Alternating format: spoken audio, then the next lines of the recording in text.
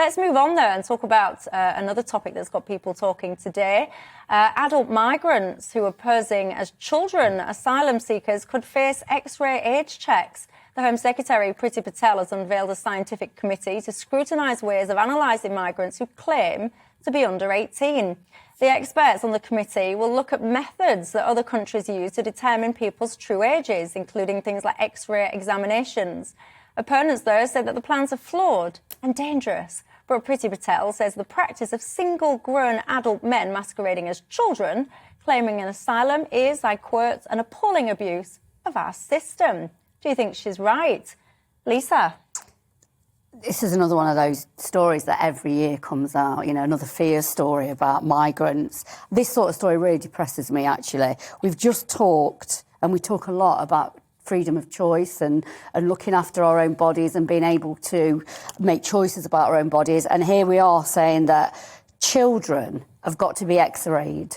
That blows my mind, and it just takes me... hang on a minute, let's be clear. We're not saying that children have to be X-rayed. What we're saying is that if somebody comes across without identification documents and says, I am a child...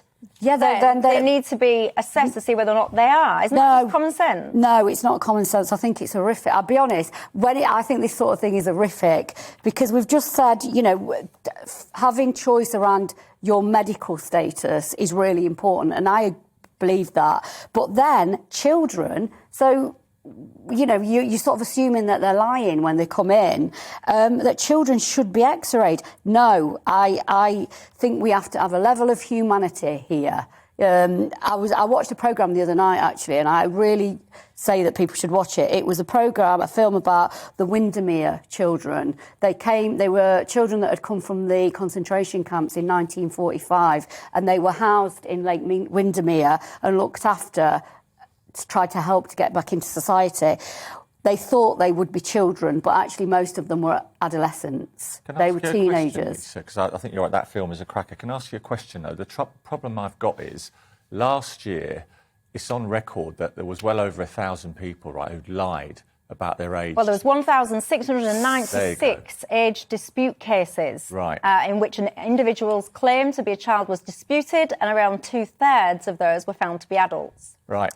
And I think there's a lot of people, whether they're left-wing or right-wing, who have got sympathy for a fellow human being, you know, fleeing between countries, etc.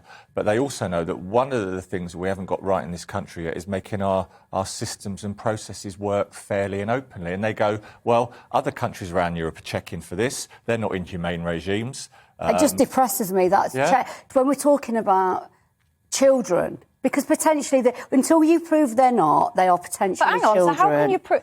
So let me just push you a little bit on this, if you don't mind. No, you can't. No, you can't. I mean, my son went... In 2004, my son, when he was at school, there was a lot of kids from Iraq came into his school, a lot of refugees. And I remember seeing them in town with him, and he was saying hello to them. And I remember seeing them and going, who were these men? And he was like, oh, they're such and such from school. So I am not saying that this doesn't happen, or I'm not saying that these are children that perhaps don't look like children. They've come from, you know, war-torn countries and had very different experiences to our kids. So I'm not saying that people aren't worried. So I am saying that I personally do not like the idea of X-raying refugee children. So let me just, before I move on to bring Alan in, is your suggestion then that any man or woman, any person that comes over, crosses the channel and says, because let's be realistic about this, you get very different rights, you get very different care, you get very different access if you say that you're a child. And I think that's a very well-known thing. So are you saying that anyone that comes over and says, I am a child, should just be respected as a child, treated like a child, and off you go as a child? I think we should have more humanity around that, and you know, and know that if we've got 18. No, I'm asking you a straight question. If someone comes over, I think we do have to. I think we do have to have an element of believing people. Yes. So if a man comes over. But how old do we say? You know, if he looks 35 or 40, do we say that he's a child? Then no. I think there is a point where we have to question that. What's your cut-off before I go to Alan? My cut-off is not medically intervening in people, not looking at in the teeth. I've not got a straight answer from you. So if someone comes over that is a man and says, I am a child, you're going to go, OK, no problem. Off you go into a children's home and off you go to school. It's not, but it's never that simple, is it? It's never that simple. Well, you know, does a 17-year-old look like an 18-year-old? Does a 15-year-old look like an 18-year-old? Come on, Lisa. I think we have to... You've just told me that your kid went to school and said that these grown men was in his class. Yeah, they were. That was true. And I remember at the time thinking, oh, my God. But they had been in a war. Alan Miller.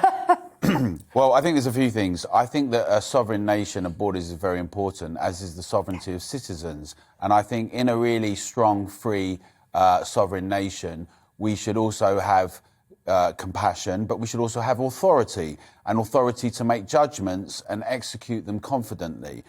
We've seen an abdication of a lot of those things in the last couple of decades, and instead we have these sort of technological solutions or other things, rather than exercising judgment and using discretion.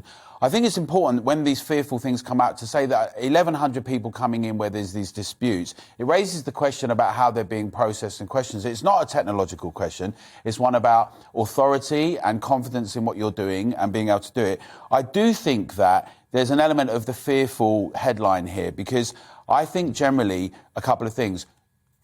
Look at America. The example of migration is invariably migrants always bring much more better than they do harm, generally. Specifically, there can be issues, obviously, like with anyone. And also, they've come from some of the worst places and the worst situations. I think it says a lot about society. If we feel confident and dynamic, we've got a robust economy, we invest in them. And I am concerned with things like X-rays and stuff like that. It abdicates authority, but also a bit like the vaccine passport thing. You end up saying, we'll have X-rays here. 1 minute it's for these, the next minute, who else is it for? A bit like vaccine passports and everything else. And we've seen in the last couple of years where these measures start getting used against our own citizens. And actually, if you go to the continent in Europe and places like Australia and Canada, who would have thought, at far more horrific levels. So I get concerned with it, and I think that we absolutely have to have rules, have to recognise them, but we also should have confidence and authority and be welcoming, and I think we can do that if we're confident in ourselves. Kevin? Well, I just heard what the folks have said, but I don't think that most people, whether they're left or right wing or down the middle, will have a problem with a simple test just to check that people are not lying, you know, and it can be done humanely and with compassion and with empathy for people who are living lives so much harder than ours. I totally get that. I really, really do understand that. But we can't be afraid or be naive to not, you know, check that people are lying, because otherwise you do end up like with Lisa's son's situation, where there's a bloke who's 6'6" who's wearing short trousers, you know, clearly doesn't belong. You know what, I'm not saying that any of these, I'm not saying, I don't know how old they were, but I'm just saying, I did kind of think, who were they, Leon? You know, why are you talking to this man? And he did say there were kids in his school. So, but what I want to do here is, I suppose, protect the right of the child. Yeah. And if they are saying they are children, and if, you know, under what circumstances do we start looking at people's teeth and taking X-rays? Is it all kids? Is it from when, you know, we've got to do these checks on all kids? Well, if I was doing it, I mean, I would exercise basic common sense. If you've got a 5-year-old child, you're not going to start pinning the kid down and X-raying their teeth, or else, you know, would have all kinds of problems. I would hope we wouldn't. Absolutely not. However, surely, as much as we talk about, we've got, you know, processes, we've got sovereignty, you've got this, you've got that. Surely you've also got safeguarding as well. Yeah. So if you have a case where it is borderline or, you know, pretty obvious that this person, it looks more like an adult than a child, you have a responsibility for the safeguarding of the children. If this person's going to end up in a children's home, if they're going to end up in a school or whatever it is, you have a responsibility to check that that person is who they say they are. And assuming that they haven't kept hold of their documentation for whatever reason, which would put that to bed, if they haven't got that, then I think it should be absolutely our right to make sure that that person is who they say that they are. And if you are indeed a person in need and you are a minor or whatever and you want help and support and guidance, I don't see why you would object to something as long as it was conducted with dignity and respect. Well said. But what do we do then? So I'll throw this one out. So what do you do? Someone's come over, he or she has said she's 16. We find out that they're 18 or 19. Do we then send them away? Do we not care anymore? Well, I think if someone comes over who's 16, and I don't know why you would say that we don't care. No, I'm not saying you don't care, but I'm saying is because there is, like you said, there are very different policies and rules around children and adults when they come in as refugees. Yeah, rightly so. I think if they come in at 6, so if you say you're 16, but really you're 18. I don't know. Well, if you're 18, you're an adult, aren't you? Yes, so you are. There's not a So grey line. If you're 18, you're an adult. And if you're 16, you're a child. So do we one send goes them down back route then? A, one goes down route B.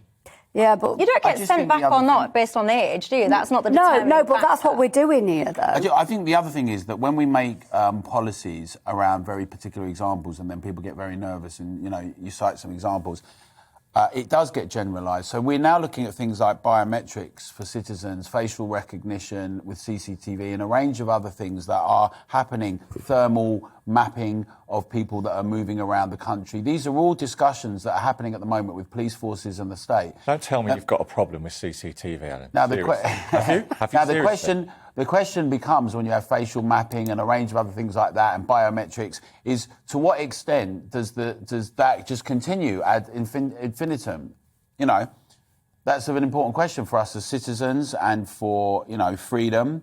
If we think about being a strong sovereign nation that believes in these values, then they end up sort of eviscerating them, emptying them out of their content.